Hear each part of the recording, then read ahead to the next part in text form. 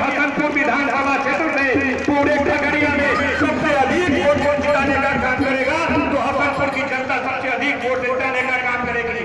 और मुझे पूरा विश्वास है कि आप जब क्षेत्र में न्याय का काम करेंगे तो सबसे अधिक हिस्सेदारी आप हसनपुर की जनता। संविधान के ऊपर कहीं ना कहीं खतरा बना रहा है, तो इसके लिए हम लोगों को मजबूती से लड़ना है साथियों। 2014 में और 2015 में मैं भी खास करके मोदी जी के झांसे में आ गया था, लेकिन हमें पता है कि अपने को प्यार, अपने को सम्मान अपना ही देता है, कोई पराया नहीं देता है साथियों। वो लोग ऐसे हैं कि आपको कभी सम्मान नहीं देगा। आज 71 साल के बाद पहली बार बिहार में निषाद मछुआरा समाज अपने पैर पे खड़ा हुआ और उनको गले लगाने का काम हमारे आदरणीय श्री लालू प्रसाद यादव जी लगाया, क्योंकि वो हमारे अपने हैं। और जिसके साथ हम 2014 और 2015 में थे वो हमारे अपने नहीं है, वो पराये हैं। वो कभी गरीब की बात नहीं कर सकता है, सिर्फ हमें गुमराह कर सकता है कि मैं गरीब का अति पिछड़ा का बेटा हूँ, अच्छे दिन लाऊंगा साथियों। आज उन्होंने उनका वादा था कि देश के गरीब को, युवा को 2 करोड़ नौकरी देंगे हर साल, 5 साल में 10 करोड़ नौकरी। 10 करोड़ नौकरी का मतलब हुआ कि भारत में एक पंचायत में 1000 सरकारी नौकरी। और आपको पता होगा कि एक पंचायत में 1000 क्या 10 सरकारी नौकरी नहीं है। आप अपने पंचायत में ढूंढ लीजिए कि भारत सरकार के तरफ से कितना नौकरी दिया गया। उन्होंने कहा कि विदेश में जो काला धन पड़ा हुआ है 75 लाख करोड़ रुपया, उसको हम भारत में लाएंगे, हर व्यक्ति के खाता में 15 लाख रुपया दे सकते हैं, इतना पैसा आएगा। लेकिन वो हमारे देश में पैसा तो नहीं आया, लेकिन हमारे देश से हजारों करोड़ लेकर चोर लेके भाग गया। चाहे वो नीरज मोदी हो, विजय माल्या हो या मेहुल चोकसी जैसे लोग हैं, और अपने आप को देश के प्रधानमंत्री कह रहे हैं कि मैं चौकीदार हूँ। भैया चौकीदार मैं मानता हूं कि आप चौकीदार हो, लेकिन सफल चौकीदार नहीं हो। आपके रहते हुए इतने बड़े बड़े पैसे लेके चोर विदेश भाग गया, आप सफल चौकीदार नहीं हो। अगर आप सही में अगर चौकीदार हो तो कहीं ना कहीं वो चोर से मिले हुए चौकीदार हो, जो उसमें भागीदार आप भी हो। ऐसे चौकीदार हमें इस देश में नहीं चाहिए, जो भाई भाई को लड़ाए, जो हमारे देश के साथ खिलवाड़ करे। ऐसे चौकीदार को भगाना पड़ेगा। और देश में हमारे यूपीए के सरकार बनाना है। हमारे राहुल गांधी जी ने हाल फिलहाल में 3-4 स्टेट में देश के अगला भविष्य प्रधानमंत्री जी ने वादा किया था कि हम किसान को कर्ज माफ करेंगे। आप देखते रहेंगे कि उनकी सरकार बना और 10 दिन में उन्होंने किसान का कर्ज को माफ किया साथियों। वो हमारे पास आज हमारे पास नेता है। आज उनका ही घोषणा है कि हमारे केंद्र में सरकार बनेगी तो हम 5 करोड़ परिवार को यानी कि 25 करोड़ लोगों को हर महीने में 6000 रुपया महीना का मुआवजा देंगे, यानी कि साल में 72,000 रुपया देंगे। साथियों ये हमारे गरीब पिछड़े के लिए बहुत बड़ी चीज है साथियों। तो इसलिए हम लोगों को मजबूती से यूपीए की सरकार बनाना है और 40 से 40 लोकसभा सीट पूरे बिहार में जीतना है। और उसी में एक लोकसभा क्षेत्र आपका खगड़िया है और यहाँ पे आप चुनाव जिताएंगे। अब मजबूती से आप सोच भी नहीं सकते हैं कि आपके खगड़िया में क्या विकास होगा।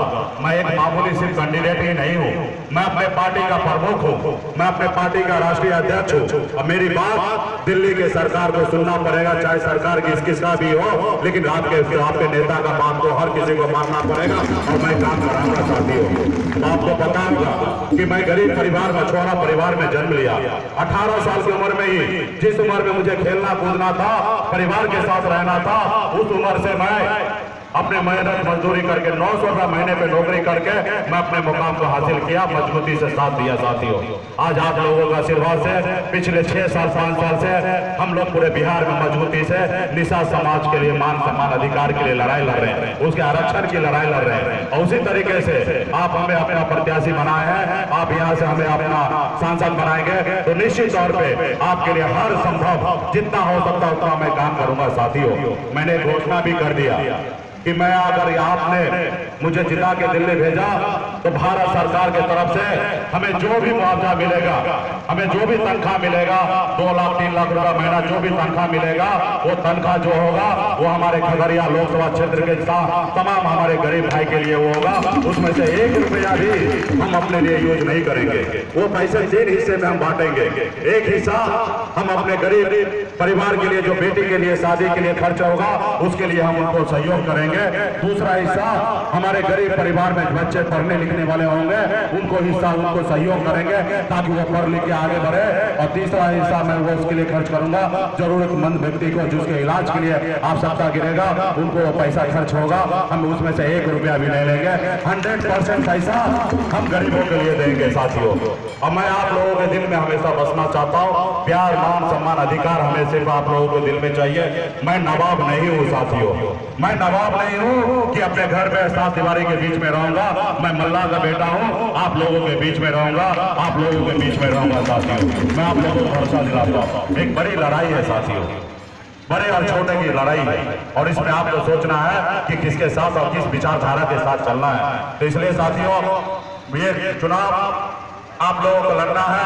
और हमारे आज युवा नेता छोटे भाई तेजस्वी प्रसाद यादव जी का भी यहाँ पे कार्यक्रम था, लेकिन आज उनका तबियत बिगड़ने के कारण वो नहीं आ पाए। लेकिन निश्चित तौर पे आप लोगों को लड़ाई लड़ना है।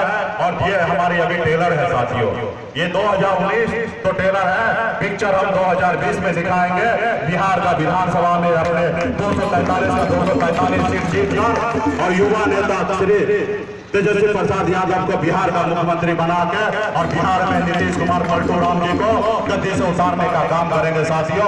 बड़ी लड़ाई है। तो इसमें आप सभी तमाम हमारे मंच पे नेतागण बैठे हैं, सबकी बहुत बड़ी जवाबदेही बनता है साथियों। आपको पता होगा कि हमारे आदरणीय जो पिछड़े की आवाज को बुलंद करने वाले लोग हैं उनको आज किस तरीके से फंसाया गया और जेल में रखा गया साथियों।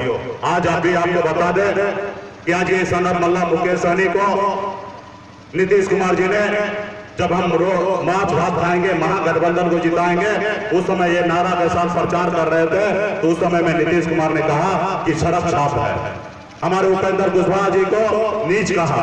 आजकल हमारे मुंगेर में एक सामंतवादी विचारधारा वाले लोग वहां पे टीवी डिबेट में हमारे आदरणीय श्री लालू प्रसाद यादव जी को उन्होंने ललुआ कहा। ये मानसिकता उन लोगों को दिखाता है कि वो लोग किस तरीके का विचारधारा का है कि एक व्यक्ति को वो सम्मान नहीं दे सकता है तो आपके बेहतर भविष्य के बारे में कैसे सोच सकता है।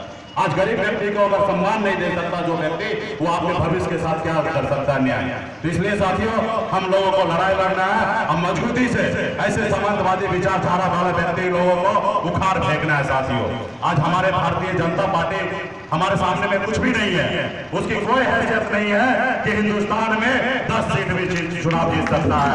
हमें तकलीफ है, इससे लड़ाई उससे लड़ना है जो भारतीय जनता पार्टी के पीछे आरएसएस जो है, जो 1935 से चालू हुआ और आज देश में कब्जा करने के लिए खड़ा है और खास करके हमारे संविधान पे वो कब्जा कर रहे हैं साथियों। तो हमें मजबूती से लड़ाई लड़ना है और आदरणीय श्री लालू प्रसाद जी के विचारधारा के साथ बहुत बहुत धन्यवाद साथियों।